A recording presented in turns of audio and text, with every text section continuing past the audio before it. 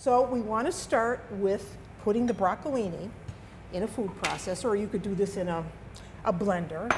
We want a couple cloves of garlic. This is so simple. You want some nuts, and here we used walnuts. So I toasted the walnuts. Yep, perfect. So about a half a cup of that goes in. And then we want some fresh basil leaves, about a cup, but you don't want to put those in until the end because they get too bruised. Yep. So I'm going to move this out of the way. And then we want some marinated artichoke hearts. Now you used the fresh artichokes. Yep. These are marinated, and the reason I'm using these is because it really gives this a nice flavor. So you just want to cut them up. Doesn't have to be anything fancy because they're going to go into our food processor. And you want the liquid, the olive oil, all that marinade to go with it. So that goes in. See how fast this is? And now, just wipe my hands. We want to put our lid on. And if we need to add some olive oil, we're going to do it. So pulse.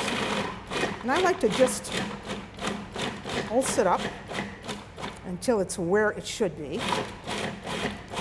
Give this a little bit of olive oil. Now this isn't going to be as loose as yours because this is going over a chunky type of pasta. It just goes to show that, we talked earlier about how many different types of pesto you can have. Two completely different types here, right. Both still very much pesto. Right. Now I'm going to add those basil leaves because I don't want them to bruise too much. They go in.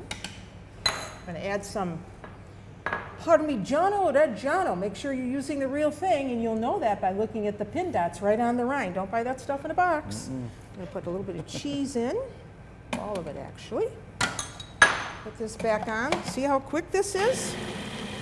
And with that motor running, I'm going to keep adding some olive oil until I have the right consistency.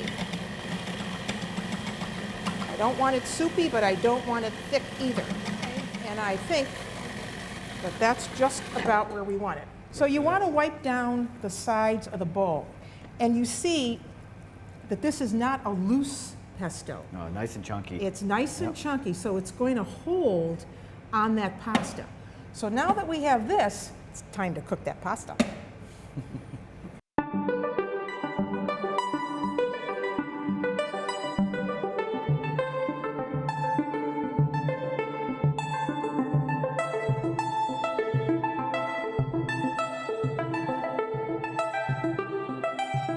Okay, here's our cooked fusilli.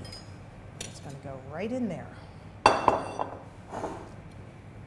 Give this a really nice toss. Little Parmigiano. Say when. Good. We're ready to eat.